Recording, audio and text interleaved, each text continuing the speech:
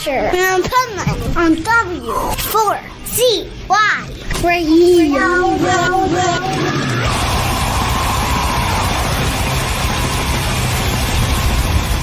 This is the Pipeman here on the Adventures of Pipeman, right here on W4CY Radio in the Positively Pipeman segment with the pet health guru. And he's here because he makes pets smile. So let's find out how you can make your pet smile, or when your pet's smiling, what is it all about? Take it away, Bill. Hey, one of the biggest challenges that we're seeing today in the veterinary field and in the animal health field, and with our pets, particularly in a home situation, our dogs have got rotten mouths. I mean, bad breath, bad teeth, mild infections, things of this nature. Dental has become a major issue. Now, I can remember going back to my early days back in the early 1980s. I actually represented a company that sold dental equipment, the ultrasonic tooth cleaners and the polishers and all that your dentists use. But they were not being used in the animal industry for the simple fact that our animals were eating a more species-specific diet. And once we got over to the no mix formulations on pet foods, the carbohydrate based, all of a sudden the whole mouth started to rot, because dogs and cats do not produce amylase in their saliva to break down the sugars. So it sticks, causes tartar to build up, gum disease, all that sort of thing. And the part that was missed that we had prior to the 1980s that was taking care of it is, in order to get a dog to even eat a kibble-based food, we always had to mix in meat, whether it be canned meat or our own, leftovers from our own food or what mom cooked, whatever. And it was actually the meat enzymes that dissolved the tartar. And in fact, when we started to see this revolution come along with all the dental problems, our first doggy dental toothpaste was meat enzymes. But if any of you out there have ever tried to brush an animal's teeth, it's impossible. We have to think. They don't brush their teeth in nature, do they? I always wonder about that. These people that, they're doing all this stuff that their animals don't do in nature. Yeah. If you start to follow the natural program, I actually had a discussion this past weekend with several people, and to be honest, I was ready to kill. I know I shouldn't say that.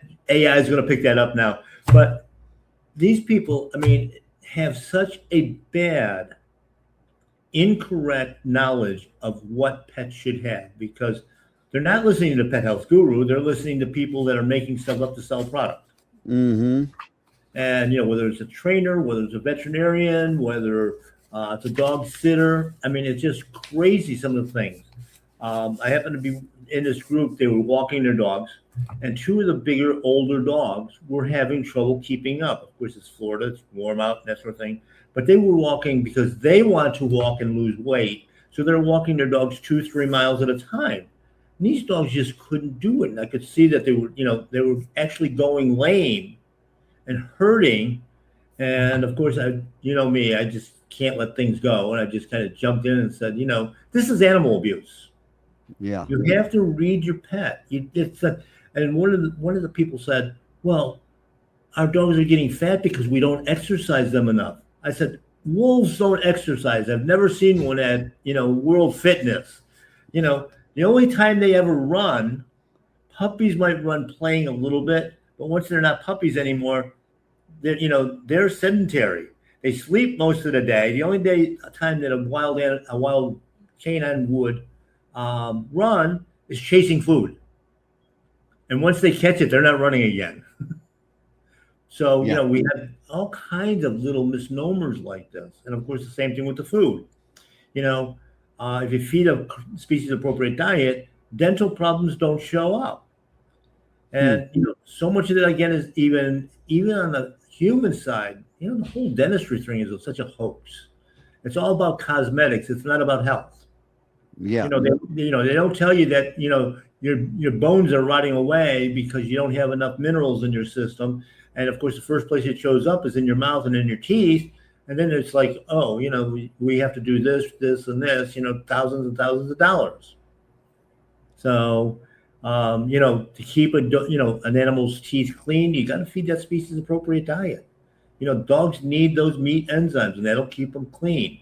And of course, the other thing is we can't keep injecting them up with all kinds of drugs and stuff, because that also depletes the minerals, which causes all the dental problems and the hip problems and the joint problems. Yeah, totally. And I find it interesting when I talk to pet owners how much money they spend on going to the vet to get their dog's teeth cleaned. It's gotten to be very, very big business. In fact, like I said, I used to sell dental equipment. I couldn't give it away to a veterinarian back in the early 80s until we got sued for practicing medicine without a license because we were selling it to groomers. And the funny thing is when they pressed the charges, they got thrown out immediately because it wasn't in the veterinary code. Until we changed that pet food formulation to exclude real meat and real meat enzymes, there were no dental problems. And of course, the next year, they obviously went through and changed all the veterinary codes to make it a veterinary-only practice, which meant the groomers that were doing it at that point in time were charging like $50 for a quick clean and polish. And of course, that immediately went to like $400. And now it's not unusual for them to be paying $600, $700, $800 for a cleaning. And of course, every time they go in to do a cleaning, they also find other work that's got to be done, extractions and everything else. Of course, we've talked about it on this show that, the medical position is let's remove body parts, including teeth. Yeah. And, that screws up the body even more. No doubt. It's just, it's one of those things that we're creating more problems than they were solving. And yeah. So it's a battle that way. Of course, now one of the dangers of most dentals, of course, is putting the animal under anesthesia. Basically, when you put a dog or a cat under anesthesia, there's a 25% chance that they will die on the table. And there is no anesthesiologist in the veterinary clinic. I can tell you that. And the other thing is now they're doing these so-called no anesthesia, gentle cleanings. They have just as many problems with those as they do anything else. You can't get the dog to, you can't irrigate it with the water hose and then tell them to spit. They just don't spit. Yeah, right. Why don't they spit? Somebody needs to teach them how to spit. I know. Or better yet, when are they going to come up with the great idea that all dogs should have veneers? Yeah. It's, the whole thing is too, one of the things that will keep a dog's and a cat's teeth clean, of course, is chewing on bones. One of the things that they do naturally, But if you listen to, again, the powers that be, do not give your dog bones. You might break a tooth. Well, I hate to tell you, if your dog breaks a tooth eating a bone, he's already calcium deficient. He's already mineral deficient. That's why a tooth is weak and it breaks off. And the bones would help their teeth, wouldn't it?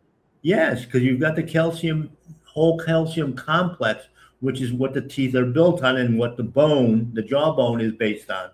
And when you take that out, you cannot replace that bone. It's just the dog might choke on it. And we're afraid of that. Well, the dog can choke on water.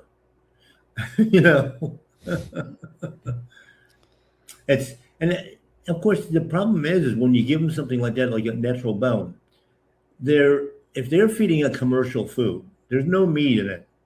That bone is like giving him the best Delmonico steak that we could get, or the best tenderloin steak. So what do they try to do? They try to swallow it because they know they're not going to get any more. So that's where a problem sometimes lies. But the other interesting thing is if they try to swallow a bone that's too big, and I've seen this with cats as well, like with things like chicken necks and things like that, they have a mechanism in their body, in their throat, that they can get it out themselves. They're not going to suffocate. They literally will regurgitate it. The body knows exactly what to do. That's And I've amazing. witnessed this hundreds of times. You know, we had one rescue that every time we get a rib bone, pork rib bone, would be fine with the first 3 or 4, and then the last one, he got to make sure I get it. I got to make sure I get it, so he would swallow it. And you always get it stuck, and then they're sitting there looking at you like, "Will you help me?" And it's like, "No, I'm not going to help you. Get it out yourself. You put it in there." And guess what? They always did. Well, there Didn't you go. die. Did not die. What a concept, right? Yeah. Well, tell everybody how they can learn more about this and more when it comes to the health of their pets from the Pet Health Guru. Well, you got to listen to the Pet Health Guru right here on this show, and also on the Pet Health Cafe, which is my weekly podcast, TV, video, whatever you want to call it, available on YouTube 24/7. So you can always go through the archives and find things you want to learn about. You know, if your dog already has problems, we have natural solutions for things like bad breath.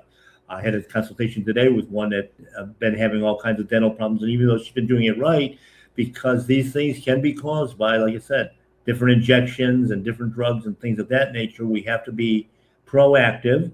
In fact, it's funny, one of the things that we use at Pet Health Cafe and at My Paleo Pet in Pompano Beach to help break down that tartar is Manuka honey. You just spread it on the base of the teeth, and it turns to putty, and you can wipe it off with a gauze. You don't have to have a dental. But so, you know, if they come by My Paleo Pet, the store in Pompano Beach, they can chat with me, have a consultation if they need it. They can also go online to mypaleopet.com and order products directly there. The easiest, quickest way to get them. You can place your for in-store pickup and or for shipping nationwide. You know, come by and see us in the new store. It's really, really outstanding. It's going to be a bigger place. We've added the educational center to it. So we're going to be doing more, you know, events there with speakers and people that are in the know as well. Of course, they can't disagree with me because otherwise I throw them out. But, you know, we're trying to find and put together the services that go along with it. Things like chiropractic and detoxification and things of that nature. So, yeah, they can reach me at also at Pet Guru on Facebook, Pet Health Guru on Facebook, and we're all over social media as well. And you're going to see a lot more of us on that in the very near future. We're expanding those programs as well. Love it. And once again, a wealth of information, some great stories from the Pet Health Guru. Stay tuned, people, because we will be right back with a couple commercials of some festival giveaways we're doing, and then some powerful business strategies coming up right here on the Adventures of Pipeman on W4CY Radio.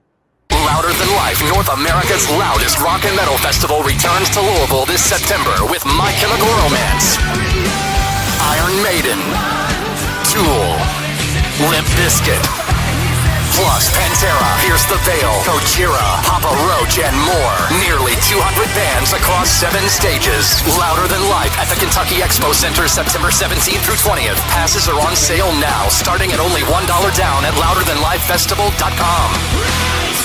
Aftershock, the West Coast's largest rock, metal, and punk festival, returns to Sacramento this October with My Chemical Romance, Tool, Limp Bizkit, Pierce the Veil, plus Suicide Boys, Queens of the Stone Age, The Offspring, A Day to Remember, Wu-Tang Clan, and more. Aftershock, October 1st through 4th. Passes are on sale now, starting at only $1 down at AftershockFestival.com. You're listening to The Adventures of Pipeman on W4CY Radio.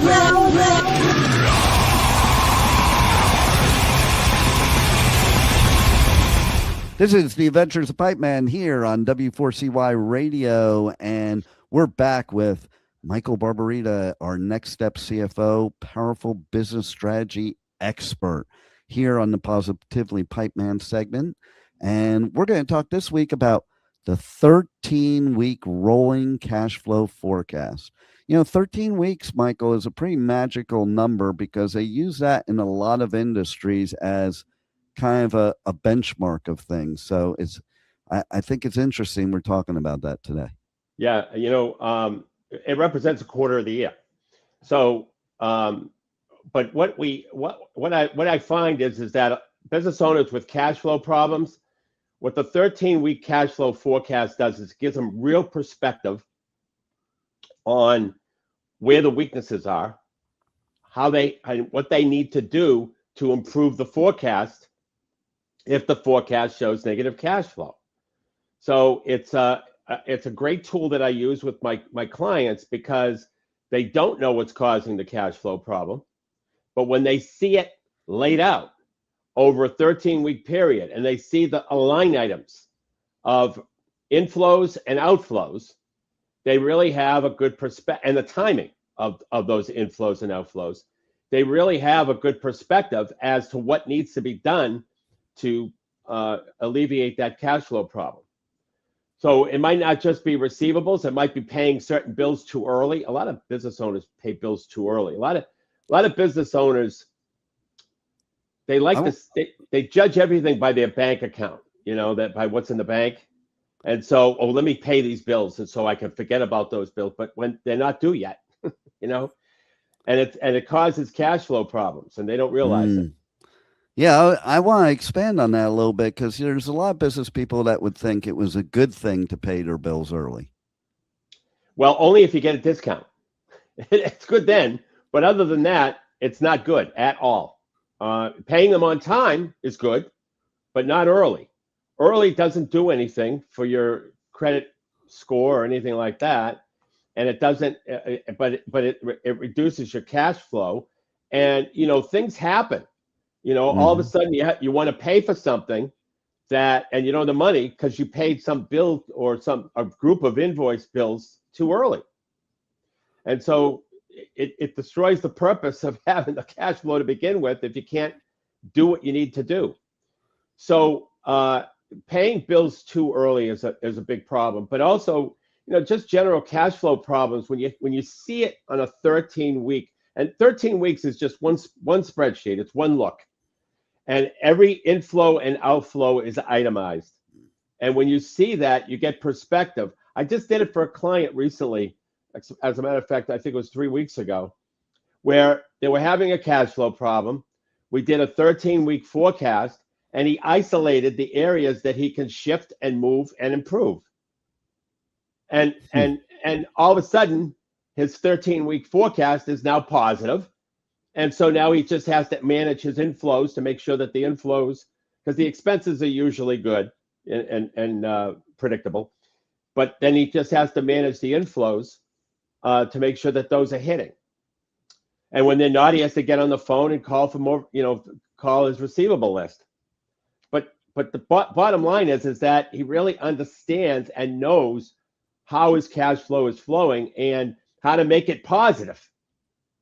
I mean, he literally manipulated. He said, I don't have to pay this now. I don't have to pay that now. I don't have to pay this now. I move this over there.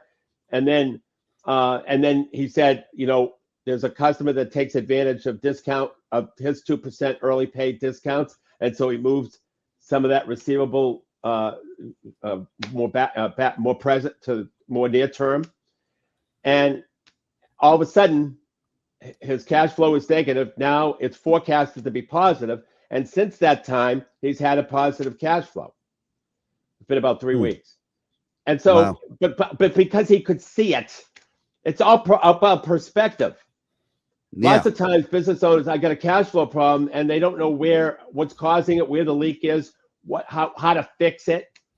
Sometimes when you just see it, and that's why I say that the 13-week cash flow forecast is like the windshield, of an auto. You can see what's ahead, and you can actually see it, and you can avoid it or add to it or amend it, and it makes a huge difference. And business owners don't understand that. They think it's just all you're going to show me is doom and gloom, is what they think, and sometimes that's the case. But there are ways to manage that doom and gloom. So my question is this: what about for those people that think to themselves, well, yes, you're right, Michael, but also in the same token, I paid a bill early because I'm more afraid that what if when the bill comes, then I don't have the money. At least I know the bills are paid. So if I do, if I have something come up that could cause a cash flow problem, well, if I paid for that for the cash, then I wouldn't have the money to pay the bill. What would you say to those people? Well, a couple things. Number one, the 13-week cash flow forecast would show you that you do have the ability to pay it or you don't. That's number one. Yeah. And then if something happens where something unexpected happens, which always happens in business. So if something unexpected happens, you can't pay it. You pick up the phone, you call the vendor and said, look, I have this emergency that came up. Can I have a few more days? When I was in the skate business, Dean, if I ran into a cash flow problem, I would call up the vendors and say, can you give me an extra 30 days? And because I've always paid on time, A, B, they trusted me. Why did they trust me? They trusted me because every year at the annual trade show, I met with them. They knew who I was. They saw my face. I walked in with financial statements so that they were familiar with me. When you develop those kinds of relationships with vendors, you can ask for just about anything. That's important. Yeah. So that's how I address that situation. You've got to really develop good relationships with your suppliers. Some people just pay the supplier, don't develop a relationship with them, and then call up and ask for 30 days more, and the vendor's skeptical. But you know what? You take it anyway. If the vendor's skeptical, the vendor says no, you just take it anyway. Take the time and just keep them posted. And maybe you can pay it the next week and not take an extra 30 days. Maybe you can pay it the week after. Businesses run that way. It just does. Cash flow, most negative cash flow can be managed with the 13-week rolling forecast. And by the way, it accounts for emergencies. If an emergency comes up, there's ways to manage that. And to your point, like if you don't develop a relationship with them because you're somebody that maybe is late with your bills, so you kind of avoid, you're not going to have those times where they're going to, bend the rules for you. Right. That's right. I also find, go ahead. I was going to say, I also find it interesting that people get like a 0 interest for 6 months, 0 interest for 12 months, and they pay it off early. Why? You're not paying other people's money, man. Right. You're not paying anything for it. You can invest that money. You can do it a lot of things. Invest in your business, that is. You can do a lot of things with that money. A lot of things. Yeah, exactly.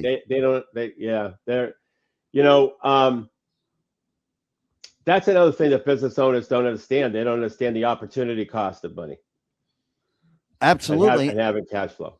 Yeah, and the other thing is too, why do you bother getting a loan if you're going to pay it off early and you didn't really need the money? Very true. Very true. So tell everybody how they can reach out to you to have some, conversations more about this subject and how you can help their business to have some powerful business strategies. Excellent. Glad to do that. So if you go to nextstepcfo.net, in the upper right-hand corner, you'll see this diagnostic that you can click on. And what it'll do is within 5 minutes, it will identify 3 strategies that your competition isn't doing based on the answers that very customized to your business based on the answers that you give it. And the financial impact of each strategy, some information on the strategy and how to implement it.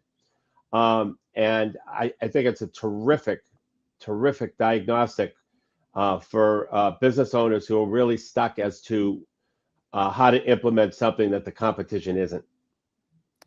Nextstepcfo.net, right-hand corner, orange button. Nice. Well, thanks again for your wealth of information for our businesses out there. And hopefully they got some powerful business strategies for their powerful business. Thank you, Dean. Thanks for having me. You got it. And that's it for the Adventures of Pipeman today. But next week, we will have our resident expert, Michael Barbarita, back on, and we will talk about position of market dominance as employer of choice. So don't stay tuned, but come back. Thank you for listening to the Adventures of Pipeman on W4CY Radio.